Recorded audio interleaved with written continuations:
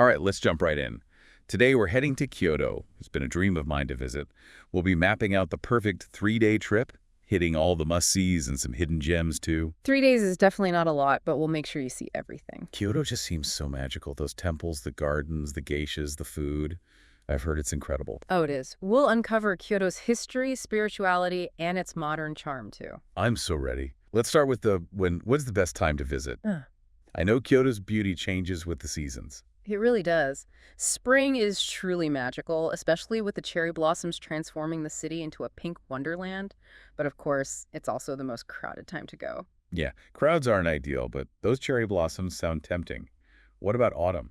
Autumn is stunning, a symphony of colors with vibrant reds and gold foliage. It's especially beautiful in the Arashiyama area with those rolling hills and that iconic Tiketsukyo Bridge. Okay, spring for the blossoms, autumn for the foliage. What about the other 2 seasons? Winter can be really magical, with a sense of serenity as if the city is resting. You might even see snow on the Golden Pavilion. Wow, a snow-dusted golden pavilion. Okay, that's an image. And summer. Summer is hot and humid, definitely. But it's also a time for festivals. The Gion Matsuri is one of Japan's most famous, and it takes place in July. Okay, so we have delicate spring, vibrant autumn, serene winter, and festive summer. Tough choice. But for today's deep dive, let's say you arrive in spring. Spring it is, then. A fantastic choice. All right, with spring as our backdrop, let's talk must-see attractions. Well, you can't go to Kyoto without seeing Fushimi Inari Shrine. Thousands of vibrant orange torii gates. Imagine walking through this tunnel of gates. I've seen pictures, it looks incredible. But is there more to Fushimi Inari than just the gates? Definitely. While the main path is a must-do, there are smaller shrines tucked away along the hillside as you go up Mount Inari. You can even hike to the summit for panoramic views of the city. So we're not just snapping a photo and moving on, we're taking our time to explore. What about the best time of day to see Fushimi Inari? I recommend going early, before the crowds. That way you can really appreciate the serenity and the spirituality. And the morning light is perfect for pictures. Noted. Early morning visit it is. Okay, what's next? Another iconic landmark is Kinkakuji Temple, also known as the Golden Pavilion. It's completely covered in gold leaf, and it reflects on the surface of a pond. Yeah, the Golden Pavilion. Is there a best time to see it? I would say the afternoon is best. The sunlight hits the golden facade just right and creates a shimmering reflection on the water. Okay, afternoon visit to Kinkakuji it is. What else? Now for Kiyomizu-dera Temple, imagine this. Standing on its wooden stage, perched on a hillside, overlooking a sea of cherry blossoms.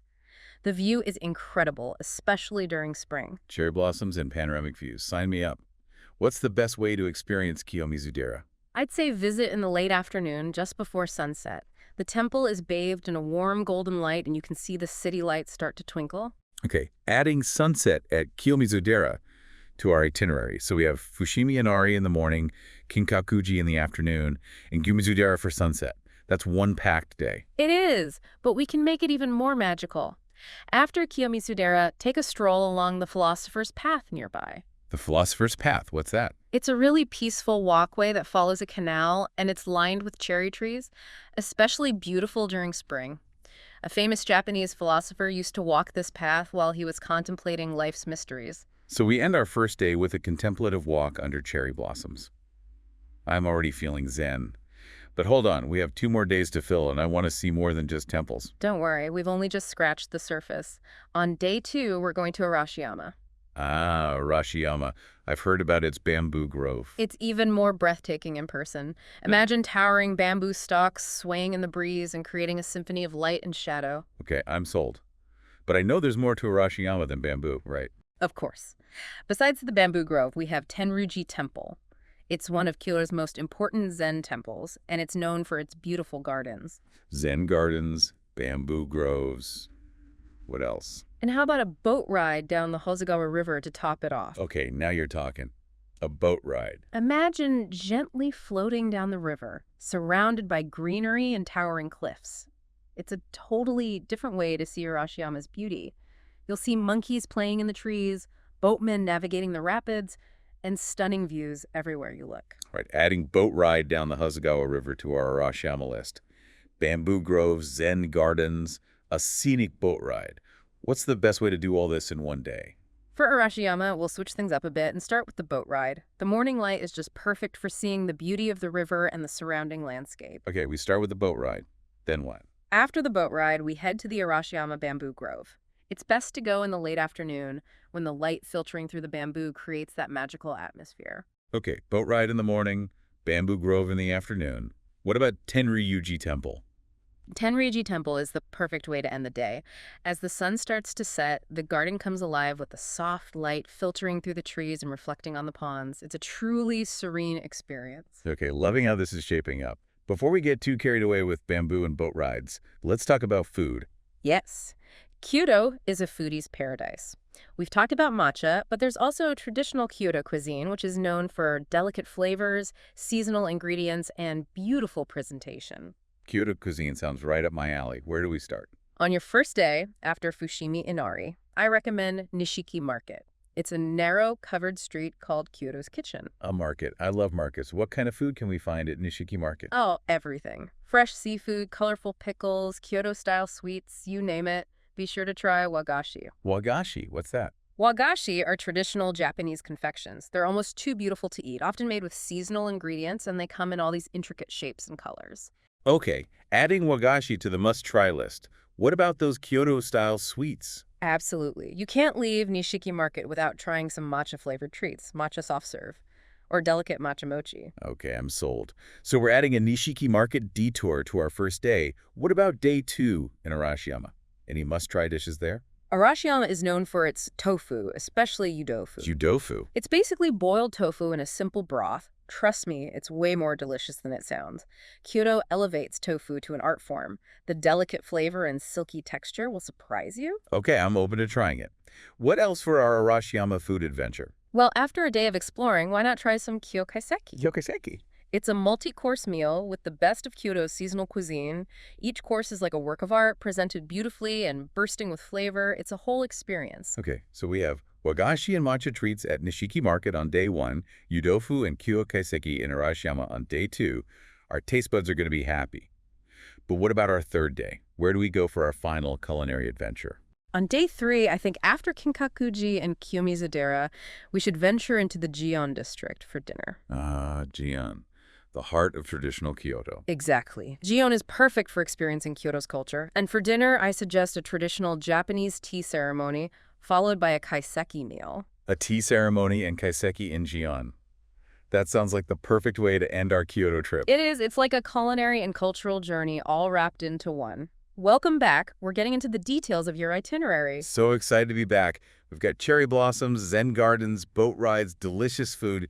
Let's map out each day and those hidden gems. Let's revisit that day-by-day plan and add some details. Remember, spring, cherry blossom season. Day 1 starts with Fushimi Inari Shrine, early morning, right? Wandering through those iconic orange gates. Exactly. But Fushimi Inari is more than a photo op. It's a sacred mountain path. Those torii gates, each one donated for blessings. It's like walking through hopes and dreams. Wow, I never thought of it like that. Each gate, a story, a wish. Right. And as you go up, you'll find smaller shrines dedicated to Inari. You might see fox statues, too, Inari's messengers. Look for those details. They make it so much richer. Okay, I'm taking notes. Smaller shrines, fox statues, and every gate, a story. Anything else I should know about seeing Fushimi Inari? Remember, go early to avoid crowds. Especially here, Fushimi Inari is popular. Arrive when it opens for that serenity. Got it.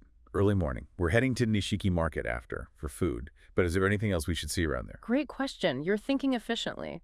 Just a short walk from Fushimi Inari is Tofukuji Temple. It's a bit of a hidden gem. Tofukuji Temple. It's known for its stunning gardens, especially in the fall with the red maple leaves. But even in spring, the moss gardens are really serene. Okay, adding Tofukuji Temple to day 1 then. Perfect transition from Fushimi Inari to the food at Nishiki Market. You got it. Nishiki Market is a sensory overload. It's amazing. Think colorful pickles, fresh seafood, the smell of street food everywhere.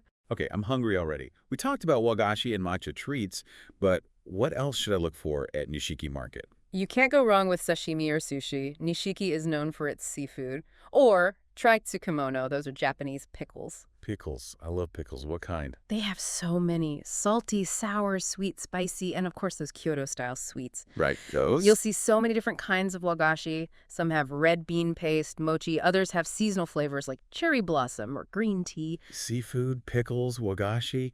Anything else I should know about Nishiki Market? It can get pretty crowded, especially on weekends, but that's part of the experience. Got it. Embrace the chaos and enjoy the food. After Nishiki Market, we head to Gion, right, for the evening. What's the best way to see Gion? Gion is best explored on foot. Imagine walking through these narrow cobblestone streets, lined with traditional wooden machiya houses, and they have delicate lanterns. And as the sun sets, there's this magical glow. I can picture it. Getting lost in those streets, maybe finding a hidden tea house. Anything specific I should see in Gion? Well, Gion is famous for its geishas. Right. Catching a glimpse of one is all about luck and timing. But I really want to see a geisha. They're usually most active in the early evening, like between 5 p.m. and 7 p.m. when they go to appointments and performances. And try Hanamikoji Street. It's the most iconic in Gion, those preserved buildings and tea houses. Okay, Hanamikoji Street, early evening, got it. What if I don't see a geisha? Even if you don't, Gion has so much culture. Attend a traditional tea ceremony at one of the tea houses, try on a kimono at a rental shop, or just wander through the streets, admire the architecture. Okay, so strolling through Hanamikoji Street, geisha spotting, Gion atmosphere, and for dinner, kaiseki. Yes. A kaiseki meal in Gion is a special thing. It's a series of courses, beautifully presented, each showing off the freshest seasonal ingredients and the chef's skill. Can't wait. Day 1 is going to be incredible. Okay, day 2, Arashiyama for bamboo groves, Zen gardens, that boat ride. Exactly. Time for nature. We're starting with that boat ride down the Hasegawa River. I'm excited about the boat ride. What's it like? You'll board a traditional flat-bottom boat and gently glide down the river. Lush greenery, towering cliffs all around you.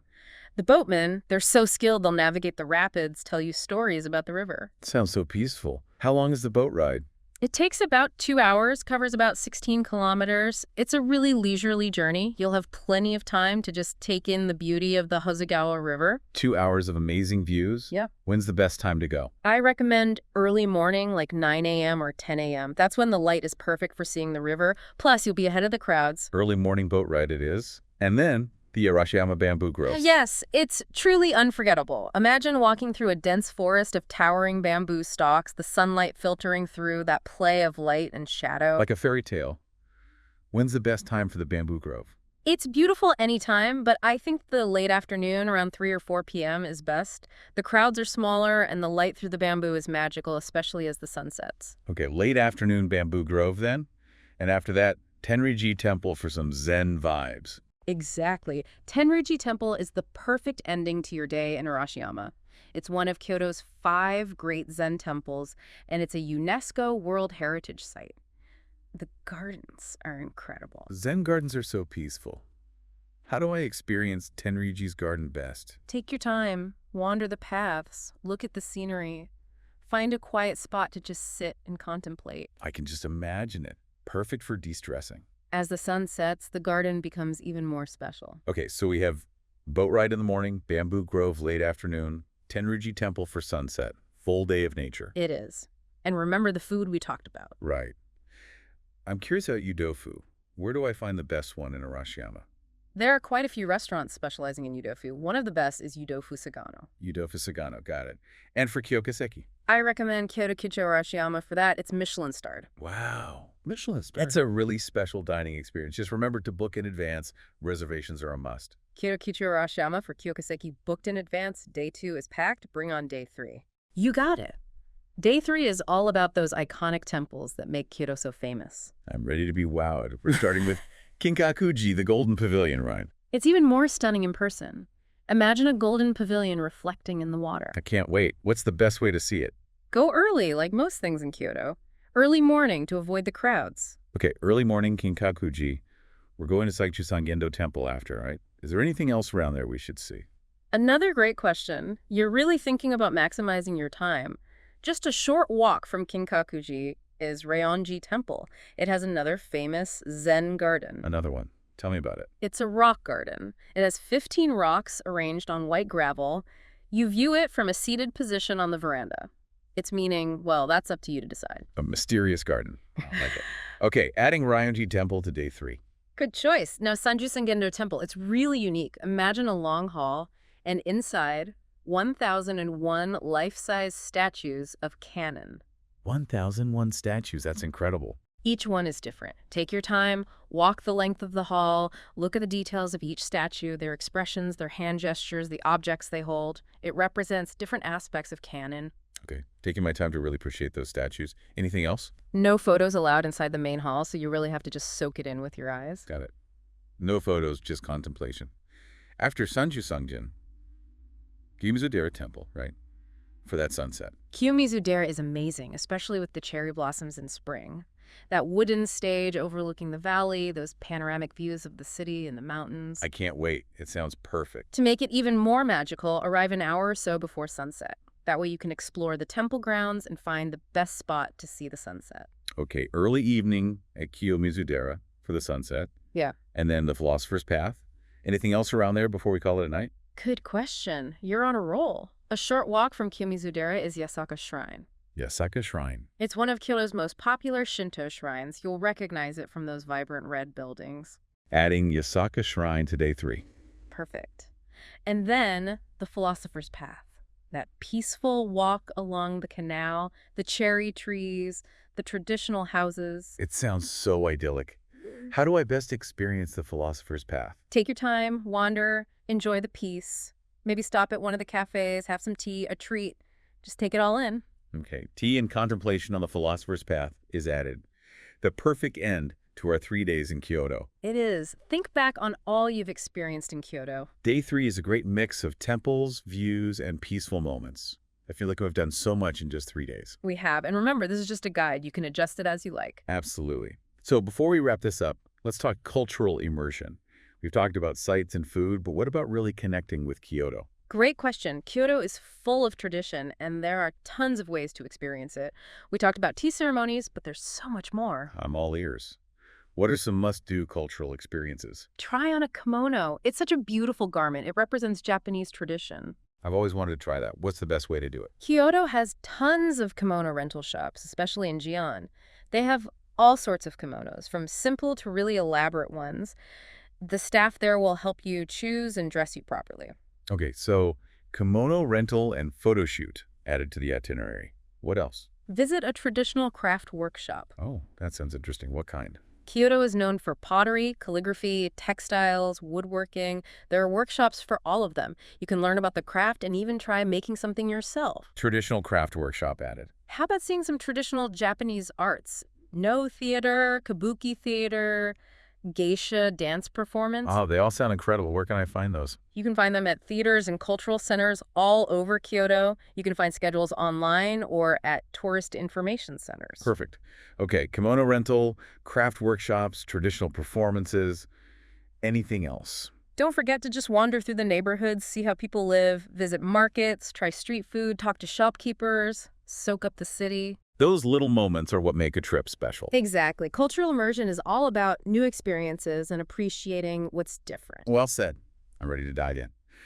Okay, we've covered the itinerary, cultural stuff. Now let's get practical. 3 days in Kyoto. How do we make the most of it? Efficiency is key.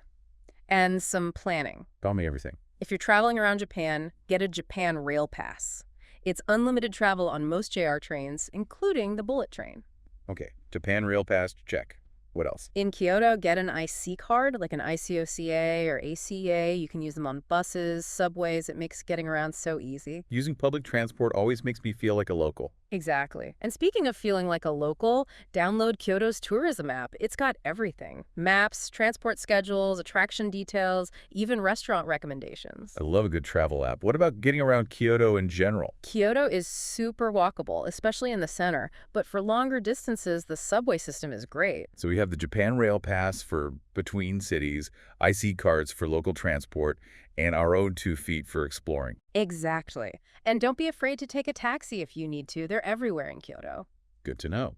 Any other practical tips? Learn some basic Japanese. Even simple phrases like hello and thank you go a long way. It's all about those little things. And remember, Kyoto is traditional. Dress modestly at temples and shrines, and always take your shoes off inside. Respect is key. Last tip. Embrace the unexpected. Kyoto is full of surprises. Be open to new experiences, try new things, and get lost in the beauty of it all. Love that. Okay, I'm feeling much more confident about navigating Kyoto now. We've covered so much in this deep dive. What's next? Next up, packing for Kyoto. We'll make sure you have everything you need. Let's do it. We're back. We've got our itinerary, explored hidden gems, figured out how to get around, and now it's time to talk packing. Packing strategically is so important. It can really make your trip better. Absolutely. So what are the essentials for Kyoto? Comfortable walking shoes are a must. You'll be doing a lot of walking, especially in those charming neighborhoods. Right. Comfort over style for shoes. Yeah. But what about clothes? Kyoto has such a cool mix of fashion, traditional, and modern. You'll see everything. I recommend packing things you can layer. Good point. Kyoto weather can be unpredictable. What about colors and patterns? Any tips? Kyoto style is pretty understated and elegant. You'll see lots of neutrals: black, white, gray, beige, navy. Subtle patterns are good too. Stripes, florals, geometric prints. Okay, so neutrals and subtle patterns. But I want to wear a kimono. We talked about those rental shops. Any tips for choosing a kimono? Renting a kimono is such a fun experience. When you're choosing one, think about the season. In spring, light fabrics and pastels are popular, and in autumn, richer colors and heavier fabrics. Makes sense. What else? Don't be afraid to ask for help getting dressed. It's not easy. The staff at those rental shops are experts. Okay, booking a kimono rental and asking for help. What about accessories? A lightweight scarf or shawl is always a good idea. It can dress up an outfit, cover your shoulders at temples. I love a good scarf. What about bags? Best way to carry everything around Kyoto? A backpack or a crossbody bag is perfect. You want something that's light and big enough to carry your camera, wallet, phone, all that. Right. Gotta have room for souvenirs. What about tech stuff? Anything I should know? Definitely. A universal adapter is a must. Japan has different outlets than a lot of other countries. Okay, universal adapter, check. What else? A portable charger is a good idea, especially if you're using your phone for navigation and photos all day. Right. Those batteries drain fast. Anything else tech-wise? If you want to be connected all the time, consider a pocket Wi-Fi device. So adapter, charger, maybe pocket Wi-Fi. Got it. What about cameras? I need to take photos. You'll want a good camera for sure. Kyoto is beautiful, DSLR, mirrorless, even your smartphone. Just make sure you have enough memory cards and extra batteries. Okay, all set for a photo frenzy. What else should I think about packing? A small first aid kit is always a good idea, just in case. And sunscreen. Good point. Safety first. I think we've covered everything. Shoes, clothes, accessories, tech, camera, first aid, ready to go. Sounds like you are. You've got a great itinerary, practical tips, cultural insights, a packed suitcase, and most importantly, a sense of adventure. This has been so much fun. It feels like we just planned the best Kyoto trip. But before we say goodbye, any final words of wisdom? Kyoto is a city that encourages you to slow down, be present, and embrace the unexpected. So just enjoy it, the temples, the gardens, the food. Let yourself get lost in the magic of Kyoto. I love that. To our listener, go explore, discover, and embrace the magic. We want to hear all about it. Maybe we'll see you there, sipping tea on the philosopher's path. That would be amazing. Safe travels, everyone. Happy exploring.